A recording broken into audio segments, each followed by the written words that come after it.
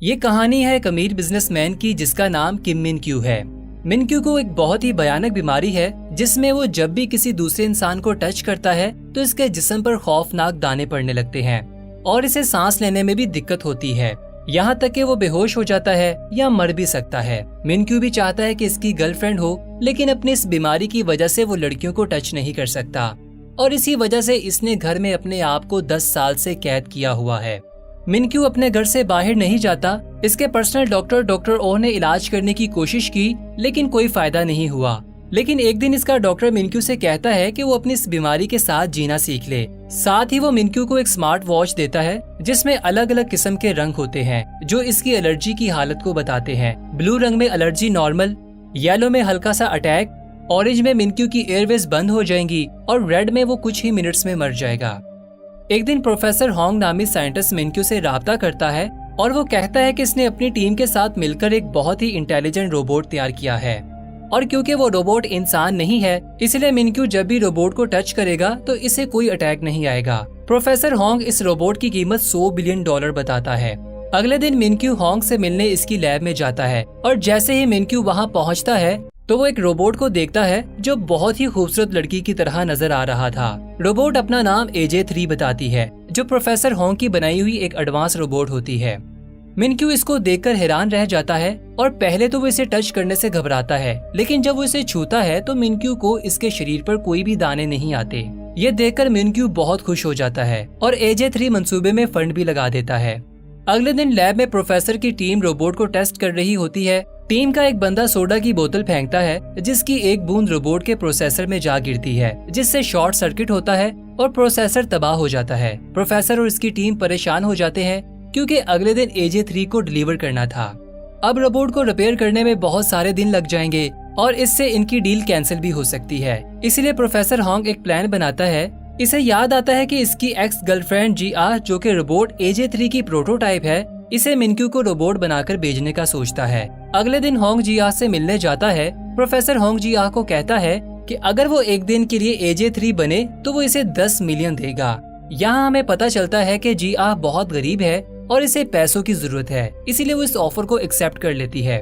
Professor अगले दिन GR को लैब में ले जाता है और इसे रोबोट दिखाता है। इसके बाद सब मिलकर इसे सिखाते हैं कि AJ3 किस तरह से काम करता है और GR को रोबोट जैसे सेम कपड़े पहनाते हैं। इसके सर पर विग और आंखों में लेंस लगाते हैं जो कैमरे की तरह काम करते हैं। प्रोफेसर और इसकी टीम कैमरे की मदद से GR को मॉनिटर करेंगे। अब GR को सब समझाने के बाद एक लॉकर में बंद करके मिन क्यू के घर में लाया जाता है।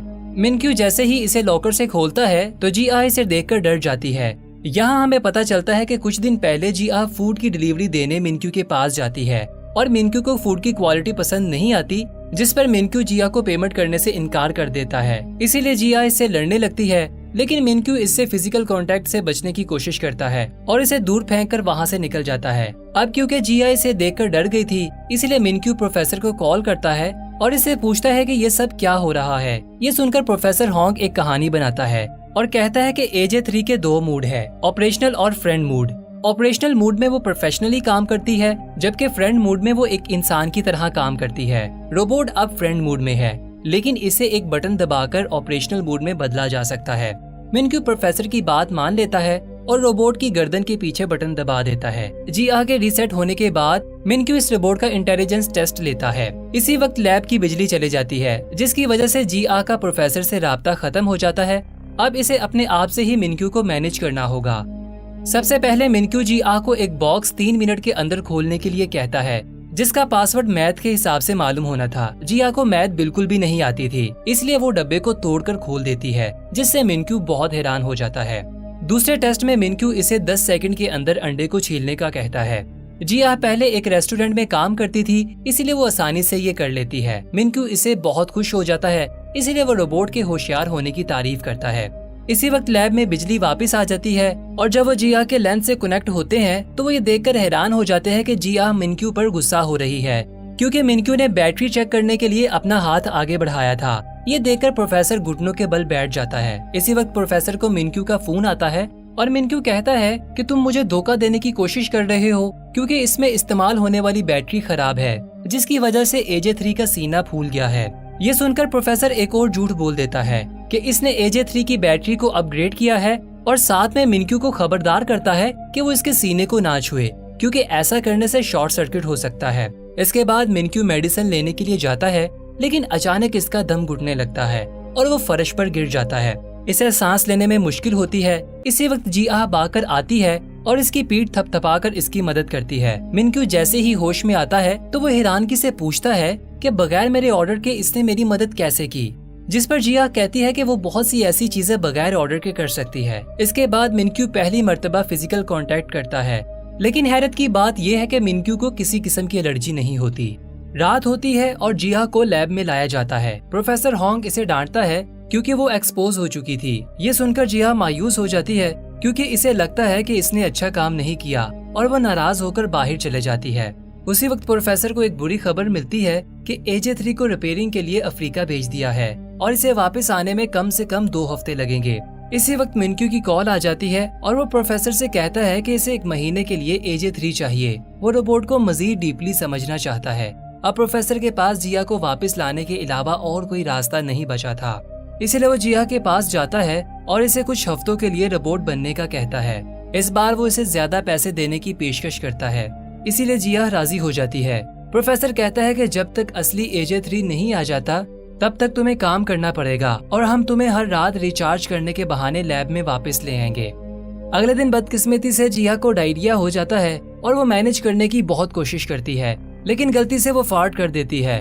मिनक्यू हैरानगी से पूछता है कि ये क्या आवाज है, जिस पर रोबोट जवाब देता है कि ये आपने किया है मेरे मालिक। जल्द ही गंध चारों तरफ फैल जाता है, इसीलिए जिया इसे कपड़े बदलने का कहती है। बोला बाला मिनक्यू इस पर यकीन कर लेता है क्योंकि इसके अलावा यहाँ और कोई इंसान नहीं है और वो कपड़े बदलने चला जाता है। इसका फायदा उठाकर वो भागकर वॉशरूम की तरफ निकल जाती है। मिनक्यू जल्दी से वापस आ जाता है और वो देखता है कि रोबोट गायब है। वो इसे घर में ढूंढने लगता है और आखिरकार वो देखता है कि जिया इसके महंगे परफ्यूम से टॉयलेट को साफ कर रही है। मिनक्यू ये देखकर हैरान हो जाता है और कहता है कि रोबोट तो पानी को हाथ नहीं लगाते, तो तुम ये सब कैसे कर रही हो। इस वक्त जिया झूठ बोल देती है कि वो एक एडवांस रोबोट है जो इन सभी कामों में माहिर है। जब मिनक्यू जाने वाला होता है तो वो नोटिस करता है कि जिया के चेहरे पर पसीना आ रहा है। वो इसके करीब जाने की कोशिश करता है, लेकिन इसका पैर साबुन पर आने की वजह से वो गिर जाता है। जिया इसकी तरफ भागती है, लेकिन मिनक्यू को बचाने की बजाय वो परफ्यूम पकड़ती है और इसके ऊपर गिरा देती है। लोहे की प्लेट की वजह से इसकी पसलियों पर चोट लग जाती है। अगले दिन जिया सफाई कर रही होती है तो वो गलती से कार्ड्स गिरा देती है, जिसे मिनक्यू ने 10 साल से संभाल कर रखा हुआ था। ये देखकर मिनक्यू गुस्सा होता है और इससे पहले कि वो मजीद इसे कुछ कहता, वो कहती कि इसकी बैटरी 5% तक पहुंच गई है और वो अपने आप को स्टैंड बाई मोड पर होने का बहाना करती है। इसके बाद मिनक्यू प्रोफेसर होंग से मिलता है और इसे कहता है कि रोबोट की गलतियों की वजह से वो बहुत परेशान हो गया है, लेकिन प्रोफेसर इसे कहता है कि इसे और डीप रिसर्च के लिए वक्त दिया जाए और मिनक्यू इस पर राजी हो जाता है। अगले दिन मिनक्यू का बहुत खसूसी मेहमान आने वाला था, इसलिए वो जिया को बाहर आने से मना करता है। वो कोई और नहीं बल्कि रिया इसकी पहली मोहब्बत थी। मिनक्यू इसे देखकर बहुत खुश होता है, लेकिन जब रिया इसके कंधे पर हाथ रखती है तो मिनक्यू के जिस्म पर एलर्जी होने लगती है और वो ये सब रिया से छुपाने की कोशिश करता है। इसके बाद वो एक इम्पोर्टेंट मीटिंग का बहाना बनाकर घर की तरफ भागता है ताकि वो किसी तरह इस कमरे में पहुंच जाए जहां इंजेक्शन रखा हुआ था। मिनक्यू बहुत कमजोर हो चुका था और वो सिरिंज पकड़ने में नाकाम रहता है। तभी जिया देखती है कि मिनक्यू जमीन पर लेटा हुआ है और इसे सांस लेने में मुश्किल हो रही है। इसी वक्त सीन शिफ्ट होता है और हमें वो वक्त दिखाया जाता है जब मिनक्यू को एलर्जी नहीं थी और मिनक्यू के लिए सब कुछ नॉर्मल था। छोटा मिनक्यू जब कार्ड्स का पहला घर बनाता है तो इसके पेरेंट्स बहुत खुश होते हैं। अगले सीन में हर कोई मिनक्यू के जन्मदिन पर इसकी पार्टी पर आया होता है। पार्टी के बाद सब कार में वापस जा रहे होते हैं, तभी एक बलून इसके बाप के सामने आ जाता है, जिसकी वजह से सामने आने वाला ट्रक इन्हें टक्कर मार देता है। अगले सीन में मिनक्यू हॉस्पिटल में उठता है। छोटा मिनक्यू अपने पेरेंट्स के लिए रो रहा होता है जो दोनों हादसे में मर गए थे। दिन के वक्त बहुत सारे रिश्तेदार इससे मिलने आते हैं और इसका बड़ा बनने की कोशिश करते हैं, लेकिन असल में वो इसके बाप के पैसे का वारिस बनना चाहते थे। लेकिन जब मिनक्यू बाथरूम में जाता है तो इसे जेब से एक नोट मिलता है जिसमें लिखा होता है कि किसी भी पेपर पर सिग्नेचर नहीं करना। अगले दिन यूचुल नामी इसका एक दोस्त आता है और मिनक्यू के हाथ में एक अडॉप्शन पेपर देता है कि इसे इसके बाप ने भेजा है और अच्छा होगा कि अगर वो इसका भाई बन जाए। मिनक्यू थोड़ी देर सोचता है और आखिरकार वो कागजात पर सिग्नेचर कर देता है। यूचुल अपने दोस्त का हाथ पकड़ता है, लेकिन जब मिनक्यू नीचे देखता है तो यूचुल का हाथ शैतानी पंजे में बदल रहा था। मिनक्यू डरकर वहाँ से भाग जाता है और देखता है कि यूचुल ने जहाँ से इसे पकड़ा था वहाँ अजीब से छाले पड़ने लगे हैं। थोड़ी देर बाद यूचुल अपने बाप के पास वापस जाता है और इसे कागजात देते हुए कहता है कि काम हो गया है। लेकिन जब इसका बाप आखिरी सफा देखता है तो इसे पता चलता है कि मिनक्यू ने सिग्नेचर की जगह कुछ और लिख दिया है। इसके बाद छोटा मिनक्यू एक खाली हवेली में जाता है और इस दिन के बाद वो दूसरे इंसानों से दूर रहता है, क्योंकि हर कोई इसकी प्रॉपर्टी हड़प करना चाहता था और वो दूसरे इंसानों को नाले का कीड़ा समझने लगा था, जिसकी वजह से इसे एलर्जी होने लगी थी। इसके पर्सनल डॉक्टर के अलावा एलर्जी के बारे में कोई नहीं जानता था। सीन दोबारा प्रेजेंट में आता है। मिनक्यू जागता है और अपने साथ जिया को पाता है। मिनक्यू इसे बताता है कि इसने ख्वाब देखा है जिसमें लोग इसके पीठ पीछे छुरा घोंप रहे हैं। इसके बाद वो ये जानकर हैरान हो जाता है कि वो बिल्कुल नॉर्मल हालत में है। इसलिए वो जिया का शुक्रिया अदा करता है क्योंकि इसने इसे इंजेक्शन दिया था। जिया और मिनक्यू एक दूसरे के साथ ज्यादा वक्त गुजारने लगे थे और इनका रिश्ता मजीद गहरा होता जाता है और वो एक दूसरे के करीब होते जाते हैं। एक दिन मिनक्यू इसे कहता है कि वो इसके साथ रिया की डेट पर जाए। वो दोनों एक दूसरे के साथ बहुत देर तक बैठते हैं। जैसे ही रिया वहाँ से जाने लगती है तो वो मिनक्यू को हाथ मिलाने का कहती है और फिर मिनक्यू डरते हुए इसका हाथ पकड़ लेता है, जिसकी वजह से इसे एलर्जी शुरू हो जाती है और सांस लेने में तकलीफ होने लगती है। और जब वो अपना इंजेक्शन पकड़ता है तो वो इस सोच में पड़ जाता है कि इसे ये सिरिंज लगाना चाहिए या नहीं, क्योंकि वो इस बेकार जिंदगी से थक चुका था। इसकी स्मार्ट वॉच तेजी से बीप करने लगती है। जिया इसके पास आती है और वो होश में आ जाता है। जब जिया मिनक्यू को देखती है तो मॉनिटर नॉर्मल हो जाता है। मिनक्यू इंजेक्शन के बगैर ठीक हो जाता है। थोड़ी देर बाद वो दूसरे अपार्टमेंट में वापस जाने का फैसला करते हैं, लेकिन जब वो जा रहे होते हैं तो एक बंदा गलती से मिनक्यू से टकरा जाता है और वो चेक करने के लिए कि मिनक्यू ठीक है इसे पकड़ लेता है। लेकिन हैरानगी की बात ये है कि इसे एलर्जी नहीं होती। ये देखकर मिनक्यू ज्यादा हजूम में जाने का फैसला करता है ताकि वो खुद को चेक कर सके, क्योंकि ऐसा इसने 10 सालों में नहीं किया था। जैसे ही वो बाहर निकलते हैं एक बच्चा मिनक्यू के हाथ से टकराता है, लेकिन दोबारा कुछ नहीं होता। फिर दोनों एक बहुत बड़े हजूम में जाते हैं जहां मिनक्यू के साथ वाला शख्स इसका हाथ पकड़ता है और मिनक्यू मॉनिटर पर देखता है कि सब ठीक है। ये देखकर मिनक्यू की आंखों में पानी आ जाता है। इसके बाद वो डॉक्टर ओ को फोन करता है और रोते हुए कहता है कि इसकी एलर्जी खत्म हो गई है। तभी एक शख्स इससे टकरा जाता है, जिसकी वजह से मॉनिटर बीप करने लगता है। दूसरी तरफ जिया मिनक्यू को ढूंढना शुरू करती है। जब वो मिनक्यू को देखती है तो इसकी एलर्जी खत्म होने लगती है और जब एक जोड़ा इन दोनों के दरमियान में आता है तो एलर्जी फिर से वापस आ जाती है। मिनक्यू अपने डॉक्टर को बताता है कि कोई यहाँ पर है जिसे मैं देखता हूँ तो एलर्जी खत्म हो जाती है, और जब इसे नहीं देख पाता तो एलर्जी फिर से वापस आ जाती है।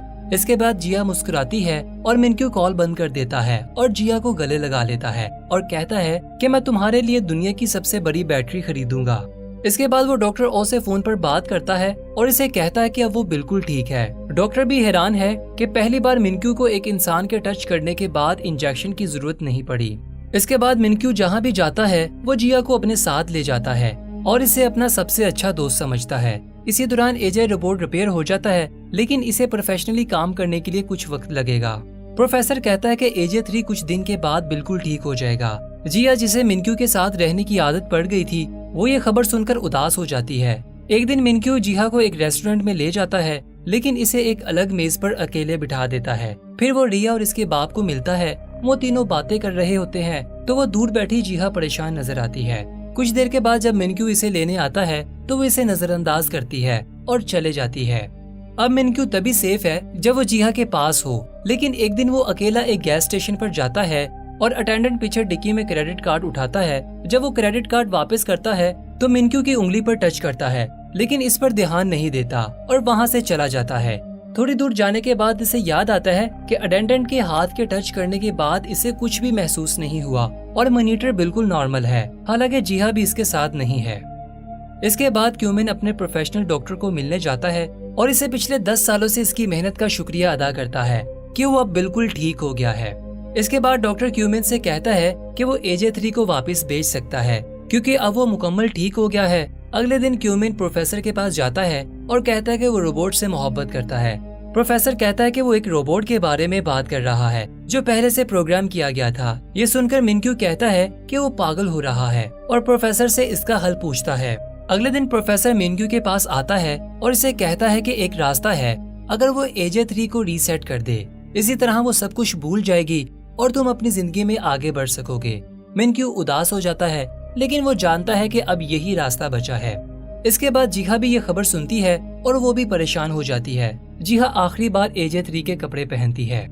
अगले सीन में हम देखते हैं कि जीहा मिनक्यू के सामने खड़ी है और बर्फबारी हो रही है और मिनक्यू इसे आखिरी बार सैर के लिए ले जाता है और वापस हवेली में ले आता है। आखिरकार वो एक दूसरे का सामना करते हैं। मिनक्यू इसका शुक्रिया अदा करता है। ये सुनकर जीहा की आंखों में आंसू आ जाते हैं। इसके बाद मिनक्यू जीहा के पास जाता है और इसे अपनी माँ का हार निकालकर जीहा के गले में डाल देता है। इसके बाद वो इसे गले लगाता है और मिनक्यू रीसेट का बटन दबा देता है। लैब में असली AJ3 रिपोर्ट करता है कि मिनक्यू का फोल्डर डिलीट कर दिया गया है। रात को मिनक्यू और जीहा सोते वक्त रोते हैं। जीहा इतनी रोती है कि अगली सुबह वो बीमार पड़ जाती है। इसे हॉस्पिटल ले जाया जाता है और हम देखते हैं कि इसने अभी भी मिनक्यू की माँ का हार पहन रखा है। इसके बाद वो दोनों अपनी जिंदगी में आगे बढ़ जाते हैं, जहाँ जीहा अपनी दादी के शहर चली जाती है, जबकि मिनक्यू रिहा के साथ शादी की तैयारी करता है। एक दिन मिनक्यू ट्रेन पर चढ़ता है, जहाँ वो AJ3 जैसा चेहरा देखता है और वो सोचता है कि ये वही सेम रोबोट है। दोनों एक दूसरे के आमने सामने बैठने के बावजूद कुछ भी बात नहीं करते, क्योंकि जीहा को मिनक्यू के साथ बोलने से मना किया गया था। लेकिन मिनक्यू को शक होता है कि ये वही रोबोट है, इसीलिए वो प्रोफेसर को फोन करता है और कहता है कि इसने AJ3 जैसा चेहरा देखा है। जिस पर प्रोफेसर कहता है कि इसने रोबोट को किसी ऐसे शख्स पर बनाया था जो इसका जानने वाला था। मिनक्यू कहता है कि क्या वो इससे बात कर सकता है, जिस पर प्रोफेसर इसे मना करता है। प्रोफेसर के मना करने के बावजूद भी ये इसका पीछा करता है और इसके साथ बात करने का कहता है, जिस पर जीहा मसरूफ होने का बहाना करती है। लेकिन मिनक्यू इसका इंतजार करने के लिए बैठ जाता है। इसी दौरान जीहा जल्दी से किचन में जाती है और अपने गले से हार उतारकर प्लेट में छिपा देती है। बहुत सारा टाइम गुजर जाता है, लेकिन मिनक्यू अभी भी वहाँ पर बैठा होता है, जिसकी वजह से जीहा इससे बात करने पर मजबूर हो जाती है और वो इसे बताती है कि इसने 4 साल पहले डॉक्टर होंग से पैसे लिए थे और तुम्हारे सामने रोबोट होने का नाटक किया था। मिनक्यू इससे मजीद पूछने की कोशिश करता है, लेकिन जीहा इसे कहती है कि वो यहाँ से चला जाए, वरना वो पुलिस को कॉल करेगी। मिनक्यू चालाकी से इसकी दादी से पूछता है कि क्या इसके पास रहने के लिए कमरा है, जिस पर वो औरत हाँ कह देती है और इसे रात को यहीं पर रहने देती है।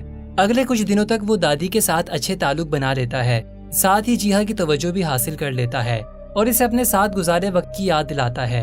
एक दिन मिनक्यू रेस्टोरेंट पर जाता है और इसे पता चलता है कि जीहा यहाँ से जा चुकी है, इसीलिए वो यहाँ इसे हर जगह ढूंढने लगता है। आखिरकार वो इसे ढूंढ लेता है और इसे देखकर जीहा जल्दी से नेकलेस को छुपा लेती है, लेकिन वो नेकलेस देख लेता है। ये जानकर के इसके साथ धोखा हुआ है, इसे बहुत बुरा फील होता है, लेकिन इससे पहले कि वो इसे कुछ कहता, इसकी एलर्जी दोबारा से जाहिर होने लग जाती है और मॉनिटर डेड पर पहुंच जाता है, जो पहले कभी ऐसा नहीं हुआ था। आखिरी सीन में वो जमीन पर गिर जाता है और इसके बचने के इम्कान बहुत कम होते हैं। यहाँ पर यह दिलचस्प मूवी खत्म हो जाती है। अगर आप इसका दूसरा पार्ट देखना चाहते हैं तो कमेंट में हमें जरूर बताइएगा और चैनल को सब्सक्राइब कर दीजिए। तब तक के लिए अलविदा।